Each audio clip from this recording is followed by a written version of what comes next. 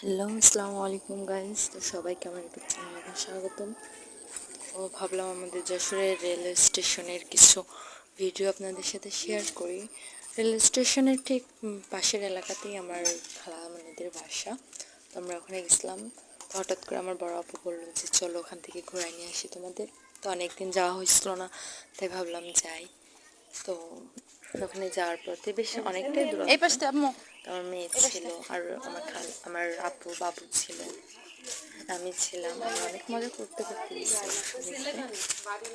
আস্তে কাদা যাওয়ার আমার হাত। সময় বেশ বৃষ্টির একটা সময়, তো এর জন্য একটু কাদাও ছিল। তো বেশ কিছু সুন্দর সুন্দর জায়গাও ছিল। কি পরিমাণে কচুর শাক দেখছেন। আর এখানে বেশিরভাগ বাড়িতেই না ড্রাগন গাছ ছিল। অবশ্য দূর থেকে বোঝা যাচ্ছিল না এভাবে, তো আমি চেষ্টা করছি আপনাদের দেখানো। প্রত্যেকটা বাসায় ছাদের ড্রাগন, আর এখন যেহেতু ড্রাগনের মায়া সিজন, লাগে। তে ড্রাগন ফল ধরবে, এটা স্বাভাবিক। তো আমি অবশ্য অনেকগুলো ড্রাগনও খাইছিলাম।